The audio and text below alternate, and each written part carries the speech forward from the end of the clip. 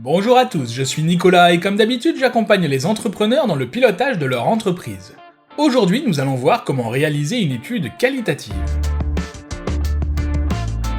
Mieux vous connaissez vos clients et mieux vous pouvez répondre à leurs besoins et leur proposer des produits ou services adaptés à leurs attentes. Si vous partez bille en tête dans le développement d'un nouveau produit, ou service, vous avez compris, je ne vais pas préciser à chaque fois, en ne faisant qu'imaginer qu'il est parfait pour vos clients, il y a 9 chances sur 10 pour que votre projet finisse dans le mur. Vous imaginez travailler au développement de votre activité pendant 1 mois, 3 mois ou même 6 mois, et vous apercevoir au lancement du nouveau produit que celui-ci ne rencontre pas le succès escompté ou pire, n'intéresse personne. Devoir tout reprendre à zéro? Rien de plus frustrant et dangereux si l'avenir de votre activité dépend de ce nouveau produit. Pour éviter ça, 3 mots magiques. Études de marché. Alors oui, effectivement, les études de marché ont déjà fait l'objet de 3 autres articles, je vous invite d'ailleurs à aller les lire si votre mémoire vous joue des tours, mais aujourd'hui on s'attaque à un des piliers de l'étude de marché, l'étude qualitative. Pourquoi cette étape est-elle si importante? Parce que c'est là que vous allez découvrir les motivations profondes de vos clients, ce qu'ils attendent vraiment, ce dont ils ont un besoin vital. En bref, c'est grâce à ça que vous saurez s'ils vont acheter votre produit ou pas. Quelle différence avec une étude quantitative? Eh bien l'étude quantitative vous permet de mesurer les comportements ou les opinions de votre cible. Elle se fait sur un large échantillon de personnes et vous donne des informations plutôt générales. A l'inverse, l'étude qualitative vous permet d'analyser les motivations d'achat de votre cible.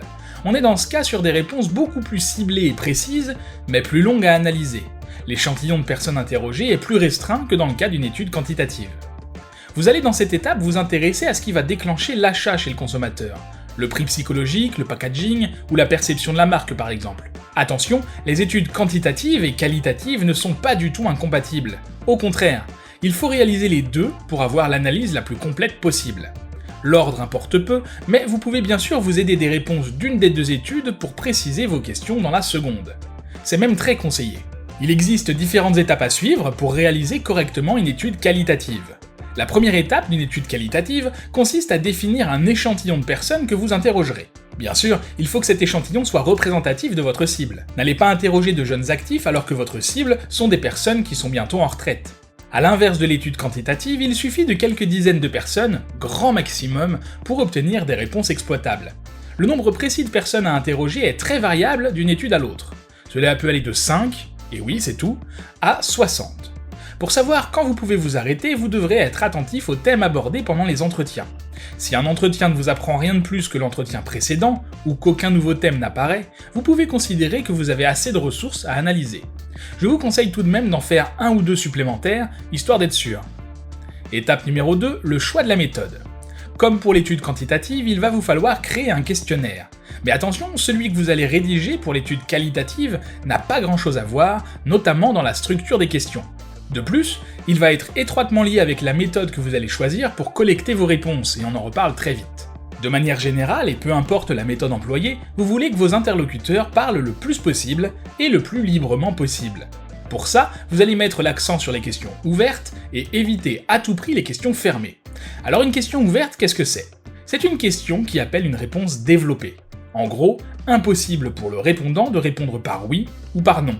Elle commence le plus souvent par quoi, qui, où, quand, comment et pourquoi. Par exemple, comment répondez-vous actuellement à tel besoin? Quand avez-vous pris l'habitude de? Pourquoi achetez-vous ce produit plutôt qu'un autre? Et n'oubliez pas qu'à chaque réponse, vous pouvez et devez approfondir encore plus. Quand vous dites ça, qu'entendez-vous par là? Quand vous dites qu'il faudrait plus de... À quoi pensez-vous? Bon, et la méthode dans tout ça? Il existe plusieurs méthodes de récolte d'informations pour les études qualitatives, chacune ayant son lot d'avantages et d'inconvénients. Certaines plus adéquates que d'autres, selon votre situation. Tout d'abord, l'entretien individuel. Bon, pas besoin de longues explications sur ce qu'est un entretien individuel. Comme son nom l'indique, c'est un entretien avec un seul interlocuteur en face de vous. Il peut se faire sous forme de rendez-vous ou dans la rue, sachant que les personnes interrogées dans la rue sont souvent moins réceptives et peuvent donc répondre sans vraiment réfléchir, ce qui ne vous garantit pas des réponses de qualité. Je ne recommande donc pas de le faire dans la rue. L'énorme avantage de l'entretien individuel, c'est que puisque vous êtes face à face avec le répondant, vous êtes pleinement concentré sur lui. Non seulement vous récoltez les informations qu'il vous donne, en répondant, mais aussi celles qu'il ne vous donne pas, en tout cas pas consciemment. Je veux parler du langage corporel. Avec un peu d'observation et d'habitude, vous saurez si la personne en face de vous est mal à l'aise avec un sujet par exemple. Ce type d'entretien peut être non directif, c'est-à-dire que le répondant parle librement sur un sujet que vous lui donnez. Il peut aussi être semi-directif quand un guide d'entretien cadre l'échange, ou carrément directif, ce qui se fait souvent sur papier, l'interviewé répondant point par point aux questions posées. Ensuite, l'entretien groupé. Ici c'est facile, c'est comme l'entretien individuel, sauf que vous faites face à un groupe. Merci de suivre. Dans ce cas, clairement, le rendez-vous est tout indiqué et doit être planifié. Le groupe constitué doit contenir entre 5 et 10 personnes, tout appartenant à votre cible. Le fait d'avoir plusieurs interlocuteurs vous fera perdre un peu de précision. C'est pour ça que ces entretiens sont généralement filmés, ça vous permet de vous concentrer sur le bon déroulement de la réunion sans vous soucier, pour le moment, d'analyser toutes les réponses et comportements des participants. Votre rôle en tant qu'animateur sera d'inciter les participants à exprimer leurs idées et à interagir les uns avec les autres sur un sujet précis. Ce type d'entretien a pour avantage de vous faire obtenir des réponses plus rapidement qu'en entretien individuel, mais ce que vous gagnez en temps, vous le perdez en précision. À vous de choisir de quel côté la balance doit pencher.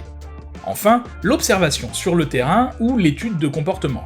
Avec cette méthode, vous observez les personnes cibles dans leur véritable environnement, sans qu'elles aient conscience que vous les observez. Par exemple, vous pouvez observer le comportement des clients qui entrent dans votre magasin. Combien de temps leur faut-il pour trouver ce qu'ils cherchent? Sont-ils à l'aise dans les interactions avec votre personnel? Où vont-ils en premier, puis où vont-ils ensuite? Dans quelles circonstances partent-ils sans faire d'achat? Si elle est très efficace, cette méthode d'étude qualitative nécessite cependant une capacité d'observation extrêmement fine. La troisième étape est l'analyse des réponses. Courage, on arrive au bout de cette épreuve. Une fois que vous avez récolté suffisamment de réponses, de données brutes, il va falloir les passer à la moulinette. Et sous cette expression datant du début des années 90, et oui, ça fait plus de 30 ans maintenant, se cache en réalité une étape primordiale. Vous allez devoir analyser chaque réponse, chaque terme employé par les répondants et en tirer des conclusions. Il suffit de commencer par répertorier l'ensemble des thèmes abordés par les répondants lors des différents entretiens, puis lister l'ensemble des réponses données avant de les regrouper par thématique. Le travail s'achève avec l'analyse transversale des thèmes.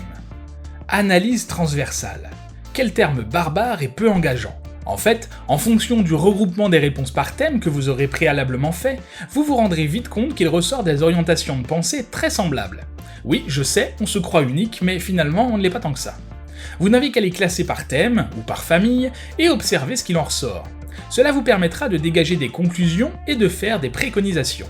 Bravo, vous pouvez aller vous reposer, vous avez terminé votre étude qualitative. Mais avant ça, n'oubliez pas de télécharger gratuitement votre guide complet sur les études de marché. Je vous y révèle les 8 étapes pour réaliser votre étude de marché, mais également où trouver les informations nécessaires et que faire des données récoltées. Je vous dis à très bientôt et bonne journée.